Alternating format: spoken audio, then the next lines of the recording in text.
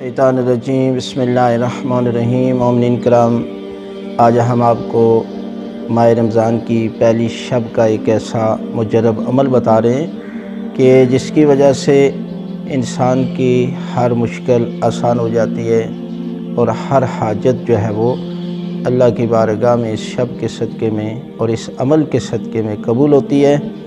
और ये अमल ऐसा अमल है कि इस साल जितने लोग हज और उम्रा करेंगे इसके नामा आमाल में इस अमल के सदक़े में सवाब लिखा जाएगा।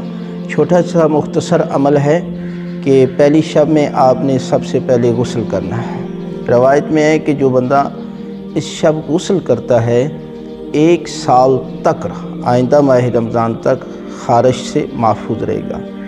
दूसरा यह है कि खुशबू लगाएं और उसके बाद जो है ये अमल अंजाम देना है। हज़रत इमाम जाफ़र सादिक़ अलैहिस्सलाम फरमाते हैं कि माह रमज़ान की शब अव्वल में इमाम हुसैन अलैहिस्सलाम की ज़ियारत के लिए जाओ, इसलिए कि ये ज़ियारत करना सबका गुनाहों का बख्शा जाना।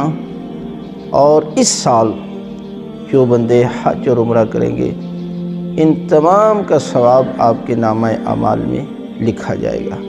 इसलिए कि अगर आप ज़ियारत नहीं कर सकते, मजबूरन हैं या हालात की वजह से आप इमाम हुसैन अलैहिस्सलाम की ज़ियारत नहीं कर रहे, तो घर में ही हज़रत इमाम हुसैन अलैहिस्सलाम की ज़ियारत पढ़ लें तो अल्लाह की ज़ात जो है वो आपके नामा अमाल में ये अजर व सवाब जो है वो लिख देगा। और जो सवाब इमाम हुसैन अलैहिस्सलाम की ज़ियारत करने का सवाब है, घर में ज़ियारत इमाम हुसैन अलैहिस्सलाम पढ़ने का सवाब आपके नामा आमाल में लिख दिया जाएगा।